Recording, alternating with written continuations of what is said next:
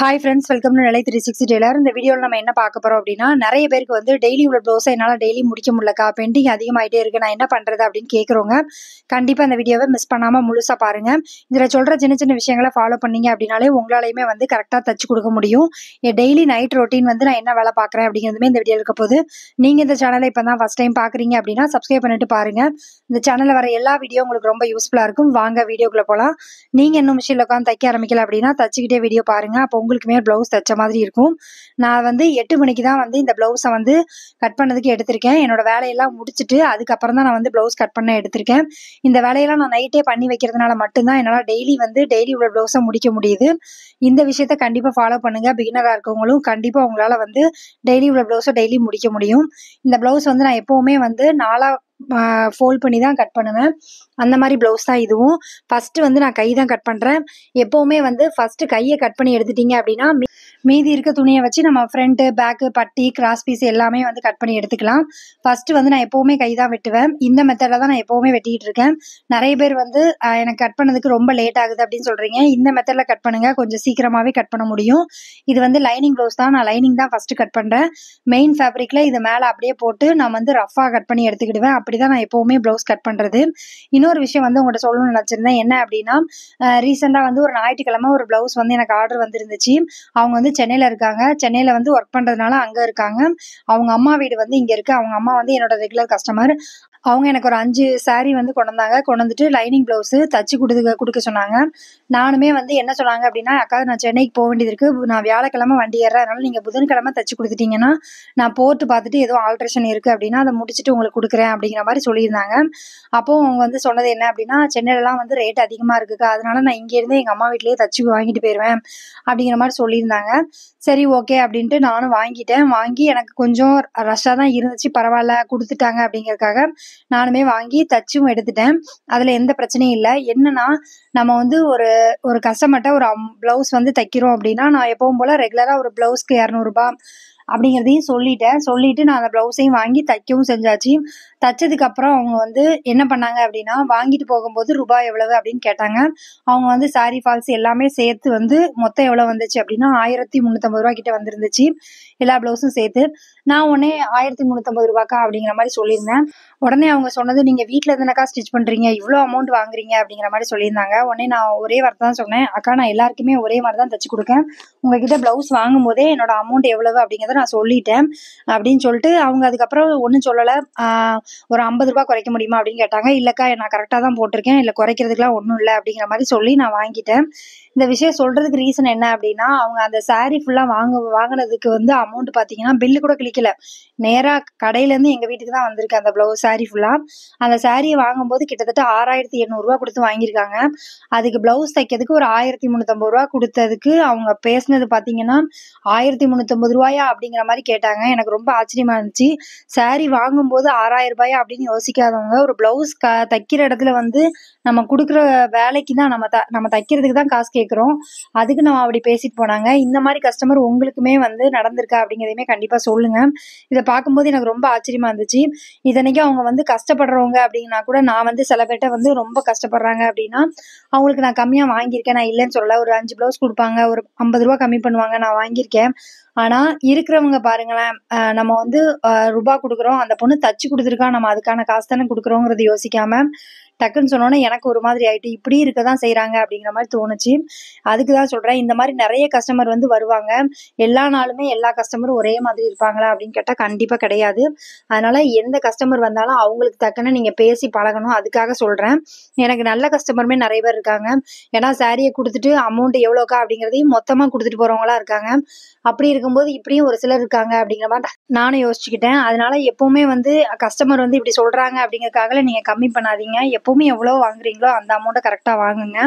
ஏன்னா இருக்கிறவங்க இல்லாதவங்க அப்படிலாம் கிடையாது, யார் எப்படி வந்து பேசுவாங்கன்னே நமக்கு தெரியாது, அதுக்காக சொல்கிறேன். இன்னொன்னு இந்த ப்ளவுஸ் எல்லாம் நான் கட் பண்ணி வைக்கிறேன்ல, இந்த ப்ளவுஸ் எல்லாம் நான் நைட்டு கட் பண்ணி வைக்க போய் மட்டும்தான் நம்மளால வந்து காலையில எந்திரிச்சு நம்ம வேலையெல்லாம் முடிச்சுட்டு நேரா மிஷின்ல உட்காந்து தைக்க முடியுது. நான் அதனால தான் எப்பவுமே சொல்லுவேன், நைட்டு கட் பண்ணி எடுத்துருங்க. மொத்த வேலை எல்லாத்தையும் முடிச்சிட்டீங்க அப்படின்னா நமக்கு காலையில எந்திரிச்சு தைக்கிறதுக்கு ஈஸியா இருக்கும் அப்படின்னு சொல்றதுக்கு ரீசன் இதுதான். நீங்க பிகினரா இருந்தீங்கன்னா கண்டிப்பா ஃபாலோ பண்ணுங்க. இல்லக்கா நான் இது வரைக்கும் நான் இந்த விஷயத்த ஃபாலோ பண்ணதே இல்லை அப்படின்னா கூட ஒரு தடவை ட்ரை பண்ணி பாருங்க. இப்ப நாளைக்கு வந்து நான் ஒரு 3 ப்ளவுஸ் தைக்கணும் அப்படின்னா இன்னைக்கு அந்த 2 ப்ளவுஸாவது கட் பண்ணி எடுங்க. அதுக்கப்புறமா தச்சு பாருங்க, கொஞ்சம் ஈஸியா இருக்கிற மாதிரி இருக்கும். நான் இது வந்து கத்துக்கிட்டது தான், யாருக்கிட்டையும் தெரிஞ்சுக்கிட்டதும் இல்லை. நானே யோசிச்சு பார்த்தேன் எதனால எனக்கு லேட் ஆகுது அப்படின்னு. அப்பதான் யோசிச்சு பார்த்தேன், நைட்டே நம்ம கட் பண்ணி வச்சிட்டோம்னா ஈஸியா இருக்கும் அப்படிங்கிற மாதிரி நான் பிளான் பண்ணி பண்ணதுதான். கண்டிப்பா ட்ரை பண்ணி பாருங்க. எப்பவுமே வந்து ஒரு வேலையை வந்து டெய்லி உள்ள வேலையை டெய்லி முடிக்கணும் அப்படின்னா ஒரு பிளான் இருக்கணும். இன்னைக்கு நான் இந்த வேலை தான் பார்க்க போறேன், இத்தனை ப்ளவுஸ் தைக்க போறேன், சுடிதார் இத்தனை தைக்க போறேன் அப்படிங்கிறது நம்ம கிட்ட தான் வந்து பிளான் கரெக்டா இருந்துச்சு அப்படின்னா கண்டிப்பா சீக்கிரமா முடிக்க முடியும். சில பேர்லாம் வந்து நேற்று போட்ட வீடியோல 3 மணி நேரம் ஆகும், 2 மணி நேரம் ஆகும் அப்படிங்கிற மாதிரி சொல்லியிருந்தீங்க. அது எதுக்காக அவ்வளவு நேரம் ஆகுது அப்படிங்கிறதையுமே பாருங்க. நான் நெக்ஸ்ட் வீடியோல வந்து கை தனியா ஃப்ரண்ட் பேக்கு தைக்கிறது தனியா வந்து போடுறேன். ஏன்னா நிறைய பேர் கேட்குறீங்க. எனக்கு வந்து டைம் இல்லை, ஒரு 2-3 நாளா வந்து கொஞ்சம் அர்ஜென்ட் வேலைலாம் இருந்துச்சு, அதனாலதான் என்னால வீடியோவும் கரெக்டா போட முடியல. அதே மாதிரி இந்த ப்ளவுஸ் எல்லாமே நான் கட் பண்ணி எடுத்துட்டேன் அப்படின்னா இதுக்கு நூல் எல்லாம் இருக்கா அப்படிங்கிறதையும் செக் பண்ணிக்கிடுவேன். அதே மாதிரி நாளைக்கு நான் என்ன கொடுக்கணும் அப்படிங்கிறதையுமே நோட் பண்ணி வச்சுட்டு தான் நான் இதை வந்து கட் பண்ணுவேன். அப்போ வந்து இன்னும் கொஞ்சம் ஈஸியா இருக்கும், நாளைக்கு கேட்கறவங்களுக்கு கரெக்டாக கொடுக்க முடியும் அப்படிங்கிறது. இன்னொன்று என்ன அப்படின்னா, நம்ம எதையும் மிஸ் பண்ணாம தைக்க முடியும். இப்போ ஒரு சிலருக்குலாம் வந்து நம்ம எழுதாம விட்டுட்டோம் அப்படின்னா நம்ம அவங்களுக்கு கொடுக்கணும்னு சொல்லியிருப்போம், மறந்துருப்போம். அவங்க வந்து ஃபோன் பண்ணி கேட்கும்போது தான் நமக்கு ஞாபகம் வரும். இந்த மாதிரி ப்ராப்ளம் வராமல் இருக்கணும் அப்படின்னா டெய்லி நோட்ல எழுதுற பழக்கமும் வச்சுக்கோங்க. டெய்லி எத்தனை கஸ்டமர் வர்றாங்க, அவங்க எவ்வளோ அமௌண்ட் வாங்குறாங்க, எவ்வளவு குடுக்குறாங்க, நம்ம எத்தனை பிளவுஸ் குடுக்குறோம், எல்லாமே டீட்டெயிலா இருந்துச்சு மட்டும்தான் ஒரு கஸ்டமர் வர கேட்கறதுக்கு முன்னாடியே நம்மளால வந்து அந்த பிளவுஸை தச்சு முடிக்க முடியும். இப்போ வந்து நான் அந்த லைனிங் எல்லாமே கட் பண்ணியாச்சு. இப்போ 2 ப்ளவுஸ்க்கு வந்து லைனிங் கட் பண்ணியிருக்கேன். அது 2யுமே நான் தனித்தனியாக எடுத்து வைக்கிறேன். இதில் பார்த்தீங்கன்னா நான் எல்லாமே கட் பண்ணி எடுத்துட்டேன். இதுக்கு வந்து கைக்கு வந்து ஒட்டு போடுற மாதிரி தான் இருக்குது. எனக்கு வந்து எந்த ப்ளவுஸ் எடுத்தாலும் ஒட்டு போடுற மாதிரி தான் இருக்குது. உங்களுக்கு எப்படி இருக்குது அப்படிங்கிறதையுமே கண்டிப்பாக கீழே கமெண்ட் பண்ணுங்கள். எனக்கு வந்து 100 ப்ளவுஸ் வருது அப்படின்னா ஒரு 98 ப்ளவுஸ் வந்து எனக்கு ஒட்டு போடுற மாதிரி தான் வருது. ஒரு 2 ப்ளவுஸ் தான் வந்து ஒட்டு இல்லாமல் கரெக்டாக வருது. அப்படிதான் எனக்கு அமையுது. எனக்கு மட்டும்தானா இல்லை உங்களுக்கும் அப்படிதான் இருக்கா அப்படிங்கிறதையுமே கமெண்ட் பண்ணுங்க. இன்னொன்று, இப்போ தான் நான் மெயின் ஃபேப்ரிக் எடுத்திருக்கேன். மெயின் ஃபேப்ரிக்கில் நான் அது மேலே வச்சு ரஃபாக தான் கட் பண்ணுவேன். இது கரெக்டாக கட் பண்ணணும்னு கிடையாது.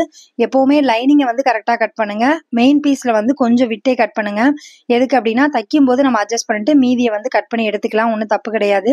அதனால எப்போவுமே ஒரு 1/4 இன்ச்சாவது ஒரு எக்ஸ்ட்ரா விட்டுட்டு நீங்க கட் பண்ணுங்க. எப்பவுமே லைனிங் ஒரு வெட்டி முடிச்சிட்டீங்க அப்படின்னா உங்களுக்கு மெயின் கிளாத்ல போட்டு கட் பண்ணதுக்கு கொஞ்சம் ஈஸியா இருக்கும். இன்னொன்னு, இந்த மாதிரி வழுகுற மாதிரி இருக்கு கிளாத் அப்படின்னா இன்னும் கொஞ்சம் எக்ஸ்ட்ராவே விட்டு கட் பண்ணுங்க. ஏன்னா இது வந்து நம்ம வெட்டும் போதே ஒரு செகண்ட் நகரும். நம்ம வந்து கரெக்டா பின் பண்ணி வெட்டினோம் அப்படின்னா கரெக்டா இருக்கும். மற்றபடிக்கு இது வந்து நம்ம கட் பண்ணும்போது நகர்ந்து போறதுக்கு வாய்ப்பு இருக்கு. அதனால கொஞ்சம் வந்து கேப் விட்டே நீங்க கட் பண்ணுங்க. அப்ப வந்து கொஞ்சம் ஈஸியா இருக்கும். பிகினரா இருக்கவங்க வந்து கண்டிப்பா பின் பண்ணிட்டே நீங்க கட் பண்ணுங்க. ஏன்னா அது வந்து கொஞ்சம் சிரமம் தான், அதனால கட் பண்ணுங்க. இல்ல நீங்க வந்து எக்ஸ்பீரியன்ஸா இருக்கிறேன், நான் கட் பண்ணிடுவேன்க்கா அப்படின்னு சொல்றவங்க நீங்க அது மேலேயே போட்டு கட் பண்ணலாம், ஒன்றும் தப்பு இல்லை. நான் நகண்டுட்டு அப்படின்னா கிளாத் வந்து நகரும், அதனால கொஞ்சம் கவனமாவே கட் பண்ணுங்க. இன்னொன்று என்ன அப்படின்னா, ஒரு பிளவுஸை கட் பண்ணும்போது சரி தைக்கும் போது சரி 1 தடவைக்கு 2 தடவை செக் பண்ணிட்டு அதுக்கப்புறமா தைங்க. துணி எங்கேயாவது மடங்கியிருக்கா, இல்லை எந்த இடத்துலயாவது வந்து பிரிண்ட் ஏதாவது இல்லாம இருக்கா, இல்லை ஏதாவது டேமேஜ் இருக்கா, எல்லாமே செக் பண்ணணும். ஏன்னா சாரியில் அவங்க பார்க்காம விட்டுட்டு நம்ம தைச்சதுக்கு அப்புறம் பார்த்தோம்னு வைங்களேன், நாம தான் செஞ்சோம் அப்படிங்கிற மாதிரி வந்துடும். அதையுமே கவனமா பார்த்துக்கோங்க. நாளைக்கு தைக்கிற பிளவுஸ் எல்லாமே நீங்க வந்து டெய்லி கட் பண்ணி எடுப்பீங்களா அப்படிங்கிறதுமே கமெண்ட் பண்ணுங்க, நான் பார்க்கும்போது தெரிஞ்சுக்கிறேன். நான் வந்து கட் பண்ணி எடுத்துட்டேன். இது போக 2 பிளவுஸும் கட் பண்ணேன். அதை வந்து வீடியோ எடுக்க மறந்துட்டேன். ஏன்னா என் பொண்ணு வந்துட்டா, அதுக்கப்புறம் வந்து வீடியோ எடுக்க முடியல, அதனால நான் அப்படியே விட்டுட்டேன். ஆனா கரெக்டா வந்து எனக்கு பிளவுஸ் எல்லாத்தையும் கட் பண்ணி எடுத்து தூங்க போகிறதுக்கு சாப்பிட்டுட்டு எல்லாம் முடிச்சுட்டு தூங்க போக 10:30 மணி ஆயிட்டு. எப்பவுமே வந்து நைட்டு உள்ள ரொட்டீன் ஒர்க்கை வந்து நீங்க நைட்டு கரெக்டா பண்ணிட்டீங்க அப்படின்னா தையல் தொழில நிறைய பிளவுஸும் தைக்க முடியும். அதே மாதிரி உங்களுக்கு வந்து கொஞ்சம் ரெஸ்ட்டும் கிடைக்கும். ஏன்னா காலையிலே உட்காந்து கட் பண்ணிட்டு இருந்தோம் அப்படின்னா கட் பண்ணதுக்கே லேட் ஆகுது அப்படின்னா அதுக்கப்புறம் நம்ம என்ன நினைப்போம், 10 நிமிஷம் உட்காந்துட்டு அதுக்கப்புறமா தைக்கலாம் அப்படின்னு மாதிரி யோசிப்போம். அப்படியே வந்து டைம் போக தான் செய்யுமே தவிர நம்மளால தைக்க முடியாது.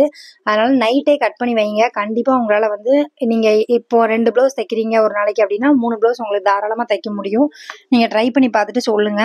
நானுமே இதை வந்து ரொம்ப வருஷமா ஃபாலோ பண்ணிட்டு இருக்கேன். எனக்கு கொஞ்சம் ஈஸியா இருக்கு. இன்னும் ஒரு சிலர்ல வந்து என்ன சொல்றீங்க அப்படின்னா, அக்கா இதுலயே வந்து நீங்க வந்து கரெக்டா வந்து மார்க் பண்ணி எடுங்க, அப்ப இன்னும் ஈஸியா இருக்கும் அப்படிங்கிற மாதிரி சொல்றீங்க. நான் கண்டிப்பா ட்ரை பண்றேன். அதே மாதிரி எக்ஸ்ட்ரா உள்ள ப்ளீஸ் வந்து மிச்சம் இருக்குது அப்படின்னா அதையுமே அந்த ப்ளவுஸோட சேர்த்து வச்சுக்கோங்க. ஏன்னா தேவைப்படும், எங்கேயாவது ஒட்டு போட வேண்டியது வருது அப்படின்னா அதில் வந்து ஒட்டு போடுறதுக்கு தேவைப்படும். அதையுமே கவனமாக எடுத்து வச்சுக்கோங்க. ஒரு ப்ளவுஸை கட் பண்ணி தைச்சி முடித்து அவங்க கையில் கஸ்டமர் கையில் போகிற வரைக்குமே அந்த ப்ளவுஸோட துணி வந்து நம்ம கையில் இருக்கணும். நிறைய பேர் வந்து அதை முடித்து கையில் கொடுத்துட்டாங்க அப்படின்னா தூர போட்டுறது, மீதி இருக்கிறதுலாம் அப்படி பண்ணாதீங்க. ஒரு 2 நாள் கையில் வச்சுக்கோங்க. ஏன்னா எமர்ஜென்சியாக அவங்க ப்ளவுஸில் ஏதாவது ஃபால்ட் இருக்குது, இல்லை வந்து நான் அதில் எக்ஸ்ட்ரா துணி வைக்க வேண்டியது வருது அப்படின்னா கொஞ்சம் கஷ்டம். அதனால நீங்கள் வந்து அந்த மீதி இருக்க கிளாத்தையுமே கொஞ்சம் கையில் வச்சுக்கிறதுக்கு ட்ரை பண்ணுங்கள். நான் வந்து ஒரு 2 நாள் வரைக்கும் வச்சுருப்பேன். கஸ்டமர்கிட்ட வந்து கேட்பேன், அப்புறம் ஃபோன் பண்ணி கரெக்டாக இருக்கா அப்படின்னு. கரெக்டாக இருக்குன்னு சொல்லிட்டாங்கன்னா அந்த கிளாத்தை வந்து தூர போட்டுருவேன். மேக்ஸிமம் வந்து மிச்சம் ரொம்ப இருக்காது, இந்த சின்ன சின்ன துணியாக நிறைய இருக்கும். அது மட்டும் கரெக்டாக வந்து எடுத்து வச்சுக்கோங்க, கண்டிப்பாக தேவைப்படும். Thank you friends. இவ்வளோ நேரம் வீடியோ பார்த்ததுக்கு ரொம்ப நன்றி. இந்த வீடியோ வந்து உங்களுக்கு பிடிச்சிருக்குன்னு நினைக்கிறேன். பிடிச்சிருக்கு அப்படின்னா லைக் பண்ணுங்கள், கமெண்ட் பண்ணுங்கள், ஷேர் பண்ணுங்கள். இந்த மாதிரி வீடியோ வேணும் அப்படின்னாலும் கீழே கமெண்ட் பண்ணுங்கள். உங்கள் ஃப்ரெண்ட்ஸ் யாராவது இப்போ தான் தையல் தொழில் பழகுறாங்க அப்படின்னா அவங்களுக்கு இந்த வீடியோவை ஷேர் பண்ணி விடுங்க. Thank you friends. இவ்வளோ நேரம் வீடியோ பார்த்ததுக்கு ரொம்ப நன்றி. தேங்க்யூ.